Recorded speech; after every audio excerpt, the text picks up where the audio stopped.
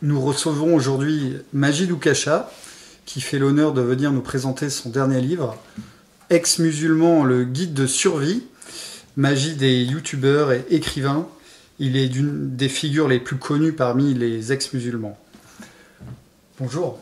Bonjour et merci de me recevoir. Sur les réseaux sociaux, on a l'impression que les ex-musulmans sortent du bois. Ils s'expriment plus qu'avant, on les remarque. Y a-t-il une explication à cette inflation numérique ou alors est-ce qu'il y a un état d'esprit plus combatif des apostats de l'islam? Effectivement, la médiatisation, la connaissance du phénomène des ex-musulmans a un rapport avec les réseaux sociaux et même avec Internet d'une manière générale. D'abord pour des questions de sécurité avant tout. Alors je précise ça peut-être pour vos spectateurs qui ne connaisseraient pas notre combat intellectuel ou le sujet des ex-musulmans qui font la critique de notre ancienne religion, l'islam. Mais déjà c'est vrai que de base, c'est très rare les ex-musulmans en France, dans le monde occidental ou dans le monde islamique, qui osent montrer leur visage et faire une critique de l'islam à visage découvert. Moi je suis vraiment une exception statistique. J'étais vraiment un des pionniers, en tout cas en France, à le faire il y a plusieurs années. Et c'est vrai que, voilà, je le précise juste en préambule pour vos spectateurs, c'est effectivement dangereux aujourd'hui, même en France ou dans le monde islamique, en tout cas, voilà, de montrer son visage et de déclarer qu'on a rompu avec la religion islamique. Par exemple, si moi j'étais un musulman qui vivait dans le monde musulman, même encore à ce jour, même au XXIe siècle, il y a 42 pays islamiques dans le monde, soit par leur constitution, soit par la population musulmane dominante qui y vit. Aucun de ces pays à ce jour ne reconnaît le droit de quitter l'islam en fait. Et la plupart de ces pays condamnent pénalement ceux qui quittent l'islam, condamnent à des déchanges de droits civiques, peine de prison ou peine de mort. Et même moi qui suis en France par exemple, dans une moindre mesure malgré tout, la plupart des ex-musulmans risquent la mort sociale, le rejet communautaire ou familial ou même des agressions physiques. J'en parle même dans le premier chapitre de mon livre, des gens jugés comme étant des mauvais musulmans pas pratiquants ou des ex-musulmans qui sont agressés, et c'est régulièrement répertorié dans la presse régionale ou nationale française, parce qu'ils ont été surpris en train de manger pendant le ramadan, ou parce que par exemple c'est une jeune fille issue d'une famille musulmane qui à l'âge adulte s'est détournée de l'islam et a voulu se trouver un conjoint non musulman. Beaucoup ont été kidnappés, tondus, frappés par des membres de leur famille. Et effectivement, Internet joue un rôle central dans cette problématique, voilà, ce thème, puisqu'en fait, il faut savoir qu'avant Internet, en fait, le seul moyen de médiatiser un combat ou intellectuel ou social, c'était essentiellement à travers des médias limités, à savoir la télévision, le cinéma, des documentaires ou éventuellement des livres. Mais déjà, de base, avant Internet, c'est dangereux pour les ex-musulmans de montrer leur visage et de critiquer l'islam, mais encore faudrait-il que la télévision du monde pré-internet ou le cinéma nous ait donné la parole, et ça n'a pas été trop le cas. C'est pas forcément sciemment, mais c'est juste que peut-être on était un sujet très secondaire, les ex-musulmans, tant d'un point de vue quantitatif que qualitatif. Voilà, dans le monde occidental, les musulmans en tant que tels, les populations issues de pays musulmans étaient peut-être plus rares, moins revendicatives, voilà, l'islamisme était moins développé. Et du coup, c'est vrai que on avait peu la parole à la télévision ou au cinéma. Il restait peut-être le monde de la littérature, et encore, quand on pense par exemple à Salman Rushdie et aux menaces qu'il a subies pour son livre sur les versets sataniques. Voilà, on se rend compte que c'était dangereux avant Internet de montrer son visage pour les ex-musulmans. Qu'est-ce qui nous serait resté comme possibilité? Retourner une cagette en bois dans la rue et se mettre à critiquer l'islam, c'était suicidaire, c'était dangereux. Et Internet, il y a eu une révolution d'Internet de démocratisation d'Internet dans les foyers français au départ, sur les ordinateurs, dans les familles. Vers 2004-2006, il y a eu une démocratisation avec la DSL, avec l'Internet un peu plus abordable en termes de prix. Et du coup, ça a créé une première révolution. Les ex-musulmans, qui jusque-là étaient isolés les uns des autres, et même ils avaient du mal à se fixer une identité critique en tant qu'ex-musulmans, parce que finalement, quand on est en France, encore une fois dans cette France avant Internet de 2004-2006, on va dire, d'il y a 20 ans, et bien en fait, on n'a entendu qu'un seul son de cloche. Même moi qui suis né, qui ai grandi en France, je n'ai entendu de l'islam qu'un point de vue idéalisé ou autoritaire entre l'éducation familiale, la communauté autour ou la mosquée. Et qu'est-ce qui nous restait? Une télévision qui ne parle pas trop de l'islam d'un point de vue théologique, l'école qui n'a pas trop de critiques à formuler envers l'islam, on a juste quelques pages d'aspects historiques qui décrivent l'islam d'un point de vue neutre et protocolaire. C'est limite, même si des formulations ne sont pas légèrement ambiguës. Par exemple, je me rappelle qu'il devait sûrement y avoir des manuels de collège ou de lycée qui disent par exemple le prophète Mohammed a vu l'ange Gabriel, a reçu la visite de l'ange Gabriel et du coup a pu... En fait, il devrait y avoir des formulations du genre a prétendu avoir vu l'ange Gabriel, mais le fait de dire dans ses manuels scolaires il a vu l'ange Gabriel, Allah l'a missionné, presque on a l'impression que c'est un fait historique, quoi. Et du coup, Internet a permis à des ex-musulmans comme moi d'abord de pouvoir rompre l'isolement, trouver des forums comme Islam là, etc., bien référencés sur Google. Donc ça a été une première révolution, on a pu sortir du bois, on a pu s'exprimer, on a pu exprimer, on a pu, comment dire, les ex-musulmans, on a pu comparer nos vécus, exprimer notre critique de l'islam, et on était anonyme, donc on avait la sécurité, ce qu'avant on ne pouvait pas faire. Donc Internet a permis qu'on diffuse notre critique, et surtout, peu de gens le savent, et je m'en suis rendu compte d'ailleurs ces dernières semaines en faisant plusieurs interviews. En fait, c'est pas seulement la critique de l'islam diffusée sur Internet qui a permis à des musulmans de devenir des ex-musulmans, mais même tout simplement juste diffuser leurs textes sacrés en tant que tels, même sans une dimension critique. Parce que c'était des textes, pour l'ensemble du monde musulman, ou même le monde occidental, rares, difficiles à trouver, assez chers, inaccessibles. Et en plus, je veux dire, même les musulmans lambda, avant Internet, qui avaient un Coran chez eux, c'est un livre dans le désordre thématique, c'est ennuyeux à lire, beaucoup l'apprennent juste par petites bribes dans le but de faire la prière, et quand tout d'un coup Internet permet d'avoir des regroupements thématiques, voilà, les versets sur les femmes, les versets sur la violence, les versets sur l'esclavage, etc. Bon bref, ça amène à une approche beaucoup plus directe, beaucoup plus accessible, et effectivement ça a été une première révolution, et ensuite il y a eu, je vais dans le sens de votre question enfin pour terminer, la révolution des sites internet généralistes comme par exemple YouTube ou les réseaux sociaux, Facebook, Twitter. Et là du coup, parce que jusqu'à présent un musulman n'avait pas forcément trop accès, les musulmans n'avaient pas forcément trop accès à la critique de l'islam, même quand ils allaient dans l'internet familial de l'ordinateur familial avec ADSL, etc. Déjà ils ne pouvaient pas forcément aller chercher des critiques de l'islam si c'était des musulmans qui doutaient, parce que c'est l'ordinateur commun à tout le monde, donc c'est un peu dangereux. Mais plus tard, quand ils ont eu un smartphone à la discrétion, tout seuls dans leur chambre, ils peuvent regarder sur internet, ils peuvent s'informer sur ce qu'ils veulent sans avoir peur qu'il y ait quelqu'un derrière leur épaule qui va regarder ce qu'ils font, et en plus qui n'ont même pas besoin d'aller sur des forums ou des sites critiques de l'islam, mais tout simplement que la critique de l'islam est disponible sur des sites généralistes comme YouTube, comme Twitter, comme Facebook. Là, ça a créé une deuxième vague de démocratisation de la critique de l'islam, à laquelle j'ai participé, moi, en tant que un petit peu précurseur pour la France dès 2015 sur YouTube. Et là, du coup, c'est ce qui fait qu'actuellement, effectivement, on a l'impression que les ex-musulmans sortent du bois, pour reprendre votre expression, puisque même les musulmans aujourd'hui de base ont accès à des sujets critiques vis-à-vis desquels ils étaient plutôt préservés, même s'ils ne le veulent pas forcément. Et par exemple, des sujets encore confidentiels il y a 20 ans, comme l'âge de l'épouse Aïcha avec le prophète Mohammed, et ben dorénavant, la plupart des musulmans le savent, ne serait-ce qu'en allant sur YouTube, ou ne serait-ce qu'en allant sur Twitter, ou ne serait-ce qu'en allant sur Facebook, parce que le travail critique des ex-musulmans comme moi est devenu plus visible.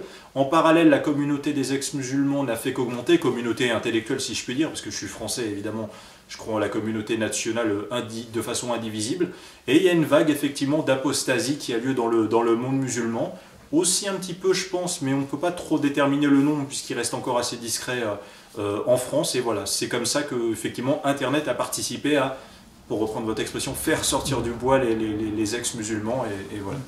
Et pourquoi un choix d'ordre privé relevant de la liberté de conscience est-il difficile à prendre pour un ex-musulman voulant assumer son non-croyance? Je crois qu'il faut parler un peu des prescriptions chariatiques, coraniques et du hadith qui condamne les apostats.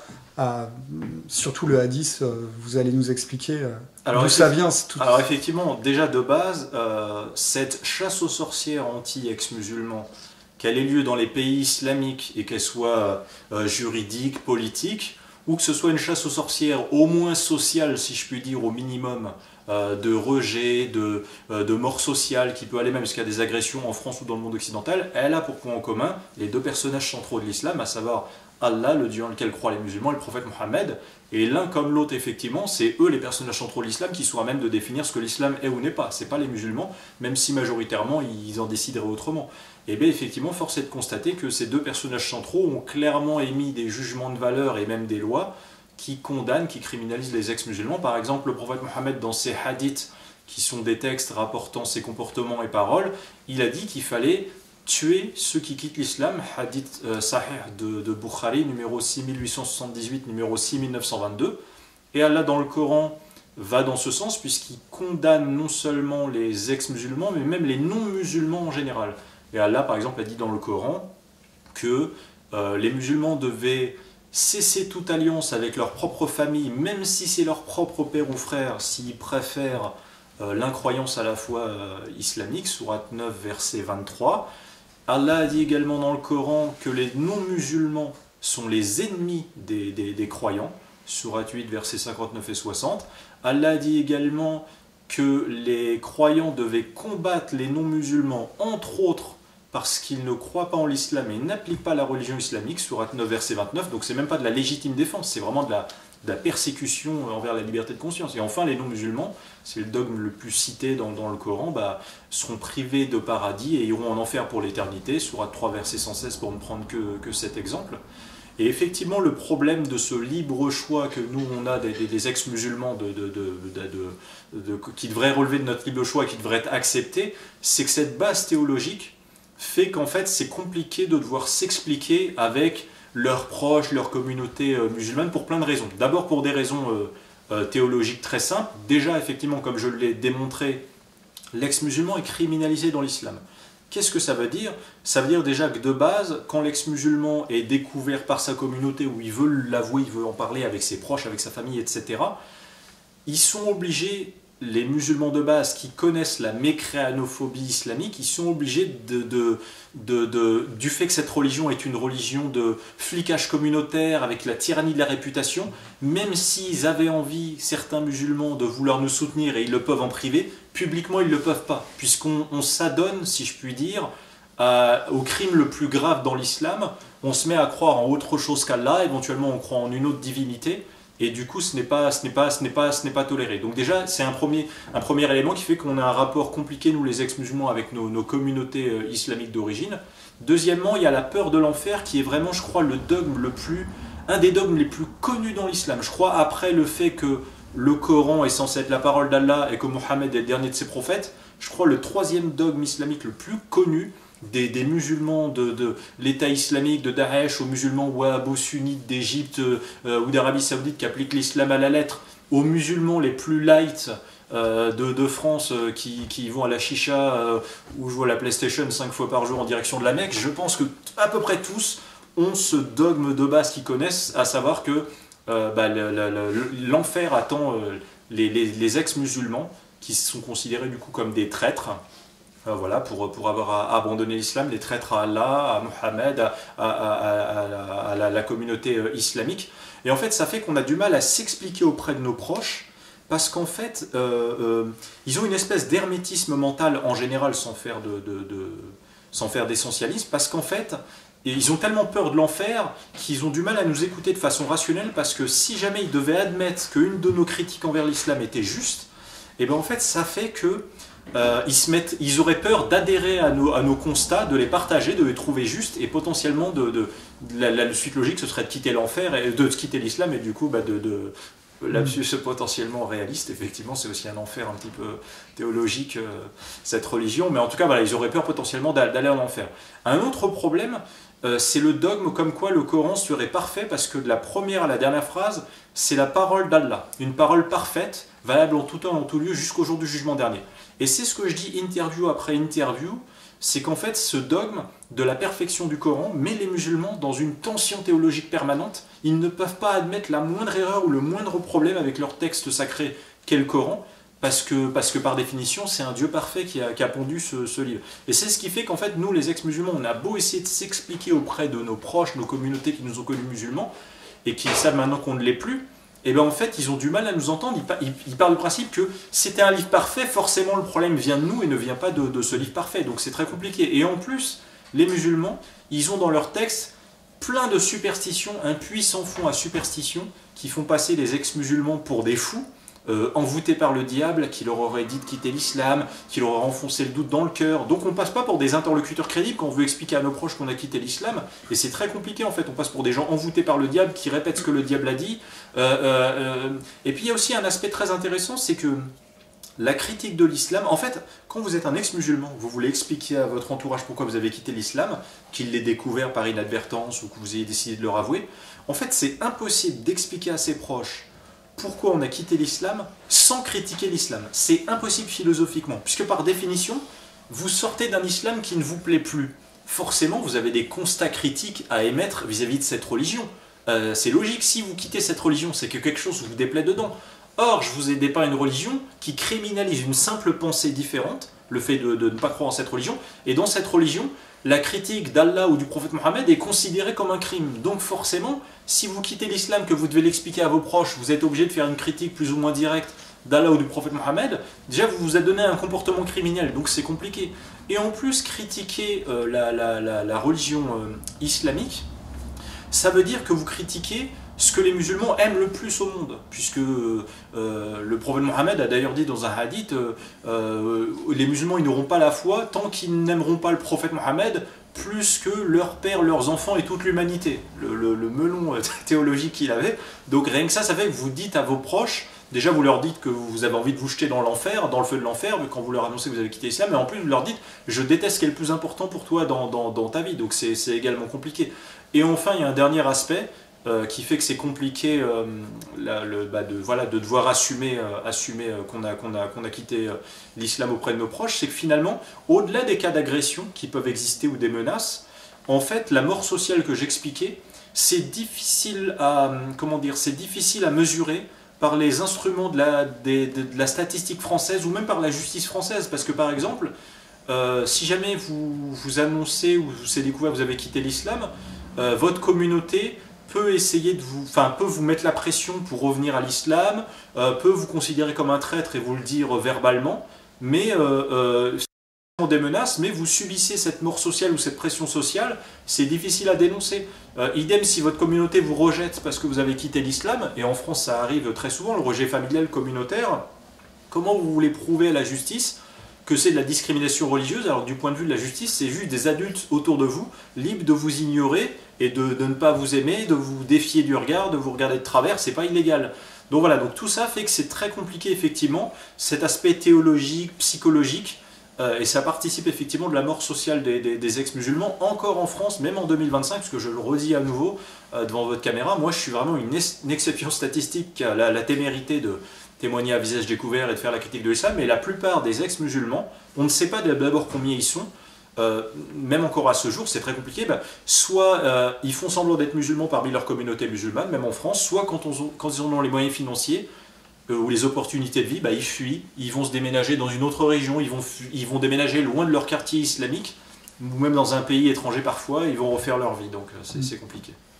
Et que recommanderiez-vous à des ex-musulmans qui ne sont pas encore émancipés de leur foyer, qui n'ont pas d'indépendance matérielle? Vous êtes en contact avec nombre d'entre eux et vous leur donnez des conseils, je crois. Qu'est-ce que vous préconisez dans ces cas-là qui sont vraiment très compliqués?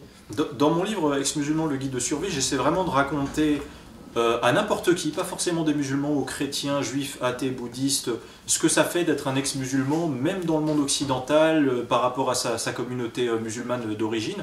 Et j'essaie de donner effectivement pas mal de conseils. Un des premiers conseils que je donne, effectivement, je pense qu'il y a trois grands aspects importants pour les ex-musulmans. D'abord, c'est l'indépendance financière, effectivement.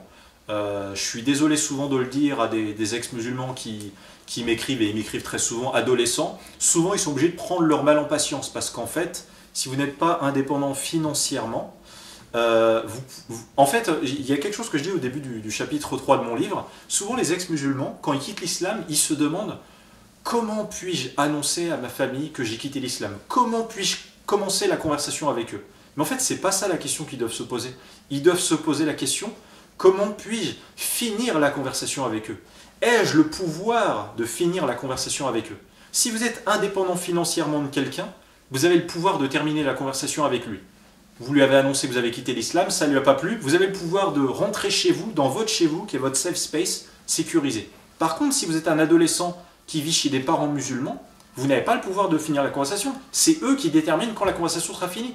Donc ils peuvent, des parents inquiets, que ce soit des parents aimants inquiets, qui vont vous faire un lobbying étouffant matin, midi et soir, ou le total contraire, des parents totalement radicalisés, qui vous considèrent comme un ennemi de l'islam, ils peuvent avoir le pouvoir de nuisance de vous gâcher la vie matin, midi et soir en vous invitant à revenir à l'islam avec des arguments circulaires qui n'ont plus aucun sens pour vous parce que vous êtes devenu lucide, vous avez quitté l'islam pour des arguments rationnels et vous prenez des arguments irrationnels de parents musulmans qui vous invitent ou des proches musulmans qui vous invitent à revenir à l'islam.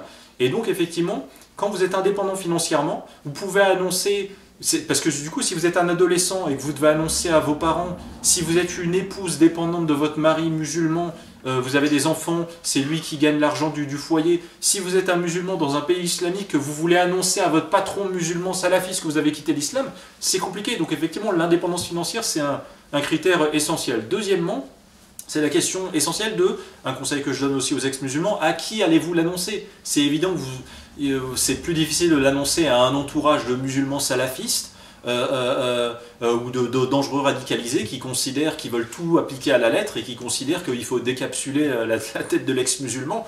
C'est évident que c'est compliqué, donc il vaut mieux l'annoncer à des musulmans de son entourage, beaucoup plus tolérants, beaucoup plus ouverts, et encore il y a quand même un risque malgré tout, parce que ces gens-là peuvent parler à des gens qui vont parler à des gens qui vont parler à des gens, et le risque statistique que ça se sache, voilà, et que ça finisse dans l'oreille de quelqu'un de dangereux, c'est quand même un risque également à prendre en compte, donc il faut aussi choisir les interlocuteurs. Enfin, troisième conseil pour faire dans les grandes lignes que je pourrais donner aux ex-musulmans qui veulent avouer voilà, à leur entourage qu'ils ont quitté l'islam, c'est le contexte politique et social du pays dans lequel vous vivez. C'est évident que c'est un peu plus simple dans un pays occidental, c'est beaucoup plus compliqué dans un pays islamique où 99% des gens sont musulmans, où la loi peut faire que vous êtes emprisonné ou pire si vous êtes un ex-musulman. Voilà, c'est compliqué. Donc chacun fait en fonction des marges de manœuvre qu'il peut, et sans doute un ex-musulman dans un pays islamique, il peut déménager dans une région où la pression religieuse est moindre. Dans un pays occidental, peut-être c'est un peu plus simple. Quelqu'un peut quitter son quartier islamisé et aller s'installer ailleurs. Voilà, c'est assez compliqué.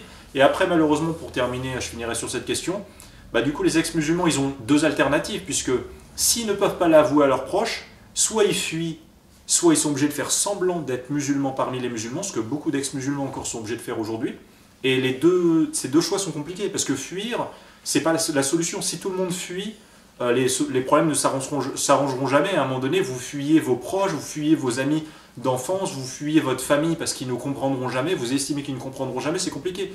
Mais le choix inverse, être un ex-musulman qui vit parmi les musulmans en faisant semblant d'être musulman, c'est hyper compliqué. D'abord, vous créez avec votre communauté au quotidien, et j'ai beaucoup de témoignages en ce sens, que j'ai essayé de bien retranscrire et de bien analyser dans ce livre, vous créez des liens malsains avec vos proches. Parce que d'abord, si vous êtes un ex-musulman qui est obligé de faire semblant d'être musulman au quotidien, parmi les musulmans qui vous entourent, en fait, déjà, vous mentez quotidiennement aux gens que vous êtes censé aimer ou respecter. Donc déjà c'est compliqué personnellement, on vit dans une espèce de double vie, on est devant les gens avec une façade. D'ailleurs les gens vous aiment ou vous détestent pour une façade qui n'est même pas vous-même.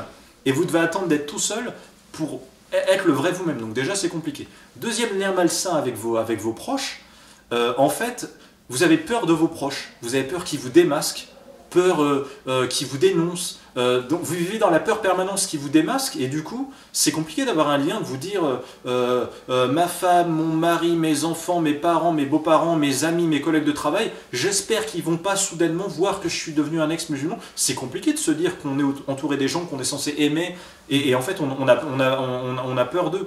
Troisième lien malsain et un peu compliqué, je trouve, en général, quand vous êtes un ex-musulman qui est obligé de faire semblant, qui est un ex-musulman secret, un apostat secret, comme je le dis dans mon livre, c'est qu'en fait, vous avez l'impression, au moins inconsciente, que les musulmans qui vous entourent sont un frein à votre bonheur. Alors qu'ils vous ont rien demandé, vous leur mentez, ça se trouve, ils seraient tolérants potentiellement si vous leur ah vous êtes un ex-musulman, mais du coup, beaucoup d'ex-musulmans secrets se disent ma femme est dans ma voiture avec moi, je préfère mon trajet quand elle n'est pas avec moi, parce que du coup je peux écouter de la musique, vu que c'est interdit la musique si jamais c'est un musulman salafiste, donc il a l'impression que sa femme est un frein à son bonheur, il se dit mon père est venu me rendre visite à la maison pendant le ramadan, c'est dommage qu'il reste la journée avec moi, parce que j'aurais bien voulu qu'il ne soit pas là pour que je puisse manger secrètement pendant le ramadan, donc on a l'impression un peu inconsciente qu'ils sont un frein à son bonheur. Et enfin un dernier problème, effectivement, si vous êtes obligé de mentir et de vivre parmi les musulmans, à court, à moyen et à long terme, ça a une vie de plus en plus compliquée parce que si vous êtes un ex-musulman secret, vous vous privez d'opportunités de vie, vous vous privez d'amis non musulmans, athées potentiellement parce qu'ils sont blasphématoires, vous vous privez d'opportunités amoureuses, peut-être vous allez vous priver d'une femme qui vous aime et que vous aimez en retour, mais malheureusement elle n'est pas de la bonne religion et ça, votre communauté aurait remarqué que vous n'êtes pas censé épouser une femme non musulmane qui ne veut absolument pas devenir musulmane et veut éduquer ses enfants dans le christianisme, dans l'athéisme, peu importe, et du coup vous vous privez de cette opportunité amoureuse, vous vous privez d'opportunités professionnelles, et même à long terme c'est compliqué parce que vous allez même devoir mettre dans le secret votre future femme, vos futurs enfants, qui ne devront pas dire quand ils vont à l'école, si jamais ils côtoient des musulmans, que son papa il mange pendant le ramadan, son papa n'est pas musulman, enfin c'est un secret hyper compliqué à garder, et voilà, donc il y a beaucoup de paramètres qui rentrent en compte, mais c'est effectivement un secret lourd. Il n'y a pas de solution facile, on l'a compris. Et quels sont vos projets à venir? Vous avez beaucoup écrit sur l'islam en tant que tel, pour décortiquer, que ce soit le Coran ou plein de choses. Et avez-vous des projets de livres à venir, des documentaires, des vidéos? Oui, déjà je continue mon travail sur ma chaîne YouTube Majid Oukasha, voilà, qui est à mon nom. Et essentiellement, c'est aussi des projets littéraires sur lesquels je travaille beaucoup. Bon, il y a mon livre précédent, mon avant-dernier livre, qui est le livre le plus connu, qui se vend le plus, Sans contradiction et erreurs scientifiques dans le Coran.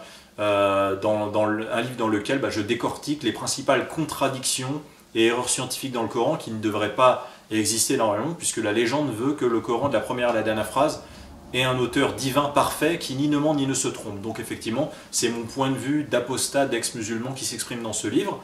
Il y a ce livre Ex-musulman, le guide de survie, dans lequel je décris ce que ça fait d'être un ex-musulman.